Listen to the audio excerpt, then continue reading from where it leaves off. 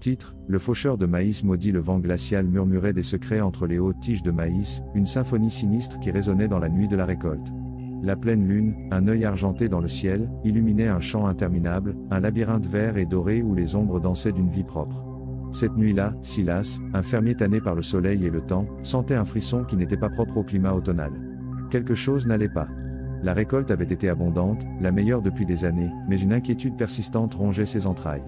Il avait entendu des histoires de vieux, des contes d'une créature qui habitait le champ de maïs, un être ancestral qui exigeait sa part de la récolte. Baliverne de vieille femme, se dit Silas, mais sa voix sonna creuse, même pour ses propres oreilles. Le silence était presque absolu, rompu seulement par le craquement des feuilles sèches sous ses bottes et le murmure constant du vent. Silas avançait avec sa lanterne, le faisceau de lumière luttant pour pénétrer la densité du champ. Il cherchait son chien, Buster, un vieux labrador qui l'accompagnait toujours dans la nuit de la récolte. Buster s'était échappé il y a quelques heures, et Silas commençait à s'inquiéter. « Buster. Ici, mon garçon, » cria-t-il, mais seul l'écho lui répondit. Soudain, un mouvement. Une ombre fugitive entre les épis. Silas arrêta sa marche, le cœur battant fort dans sa poitrine. Il pointa la lanterne vers l'endroit où il avait vu l'ombre, mais ne trouva que du maïs. « Ça doit être mon imagination, » murmura-t-il, essayant de se calmer. Mais la sensation d'être observé persistait, comme si quelque chose l'épiait des profondeurs du champ. Il continua à marcher, s'enfonçant de plus en plus dans le labyrinthe vert. L'air devenait plus lourd, plus dense, imprégné d'une odeur douceâtre et nauséabonde, comme de terre pourrie et de fruits fermentés. Alors il l'entendit. Un murmure guttural, à peine audible, qui semblait émaner de la terre même. La récolte doit être achevée. Silas s'arrêta net, le sang glacé dans ses veines. Ce n'était pas son imagination. Il y avait quelque chose là, quelque chose de malin et d'ancien. Le vent redoubla, agitant les épis avec fureur, créant un tourbillon de feuilles et de poussière. Les ombres s'allongèrent et se tordirent, se transformant en formes grotesques et menaçantes. De parmi les plantes, surgit une figure. Haute, squelettique, vêtue de haillons qui semblaient faits de feuilles sèches et de tiges de maïs. Son visage, caché derrière un masque de paille tressée, était impossible à discerner, mais ses yeux brillaient d'une lumière rouge et incandescente. C'était la créature de la récolte, le faucheur de maïs maudit. Silas essaya de crier, mais la voix resta coincée dans sa gorge. La peur l'avait paralysé. La créature avança lentement, tendant une main osseuse et noueuse vers lui. Ses doigts, longs et aiguisés comme des lames, semblaient impatients de faucher autre chose que du maïs. Silas recula, trébuchant sur les racines des plantes. Il essaya de courir, mais ses jambes ne répondaient pas. La créature le poursuivait, se déplaçant avec une vitesse anormale, glissant entre les épis comme une ombre. « Laisse-moi tranquille », cria-t-il finalement, la voix brisée par la terreur. « La récolte est à toi. Prends tout ce que tu veux. » La créature s'arrêta à quelques mètres de lui, inclinant la tête comme si elle le considérait.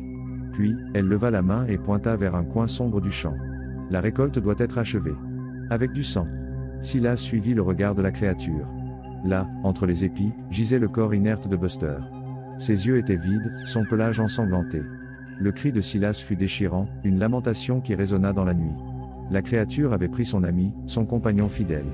La récolte avait été achevée, mais pas avec du maïs, mais avec la vie de son chien.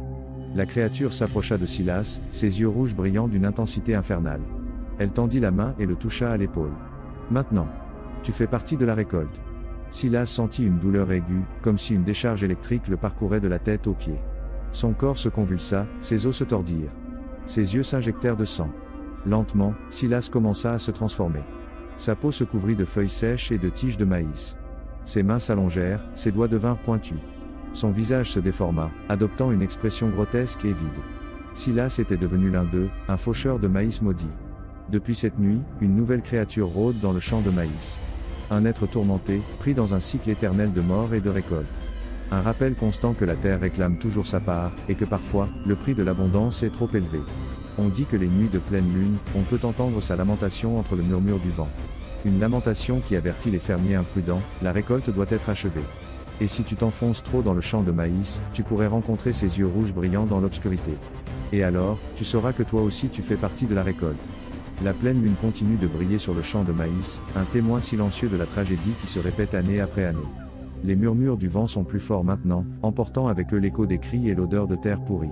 La créature de la récolte a réclamé une nouvelle victime, et le cycle continue. Mais parfois, très de temps en temps, on peut entendre un autre son entre le vent. Un aboiement faible, comme un écho fantomatique. Certains disent que c'est Buster, le chien fidèle, qui continue de chercher son maître perdu dans le labyrinthe de maïs. D'autres disent que c'est un avertissement, un rappel que même dans l'obscurité, l'espoir peut persister. Mais dans la nuit de la récolte, l'espoir est un luxe que peu peuvent se permettre. Car dans le champ de maïs, quelque chose rôde entre les épis, attendant le moment opportun pour réclamer sa part. Et la récolte n'est jamais vraiment terminée.